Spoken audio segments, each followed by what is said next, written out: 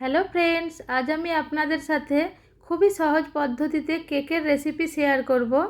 Friends, যদি রেসিপিটা ভালো লাগে লাইক কমেন্ট করবেন, ফ্যামিলি ফ্রেন্ডদের সাথে শেয়ার করবেন, আর সাথে আমার চ্যানেলটাকে সাবস্ক্রাইব করে অল নোটিফিকেশানটা অন করে দেবেন, যাতে আমার ভিডিও আপলোড হবার সাথে সাথেই আপনারা নোটিফিকেশান পেয়ে যান। আসুন শুরু করা যাক আজকের recipe.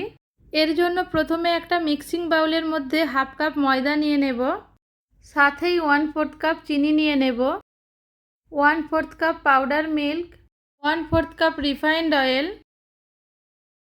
1 teaspoon baking powder, half teaspoon baking soda, 2 tablespoon butter, 4টে ডিম আর 1 টিস্পুন ভ্যানিলা এসেন্স দিয়ে খুব ভালোভাবে ফেটিয়ে নেব। মিক্স করার সময় যদি ড্রাই মনে হয় তাহলে প্রয়োজন মতো কাউ মিল্ক দিয়ে মিক্স করে নিতে পারেন। আমি 1/4 কাপ কাউ মিল্ক দিয়ে খুব ভালোভাবে ফেটিয়ে নেব।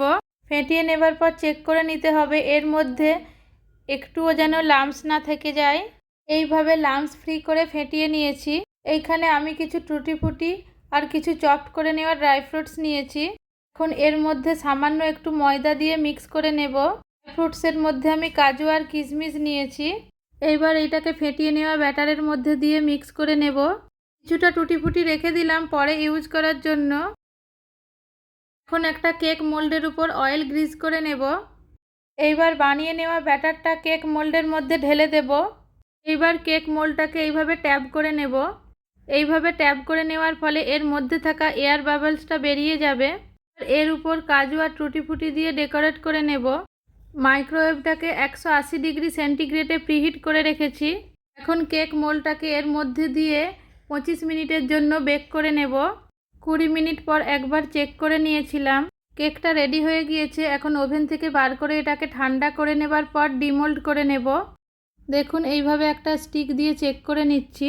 স্টিকটা পুরো ক্লিন বেরিয়েছে, তার মানে এটা খুব ভালোভাবে তৈরি হয়ে গিয়েছে। এবার এটাকে ডিমোল্ড করে নেব। দেখুন ফ্রেন্ডস, খুবই সহজ পদ্ধতিতে বানিয়ে নিলাম ফ্রুটস কেক। এবার এইটাকে পিস পিস করে কেটে নেব।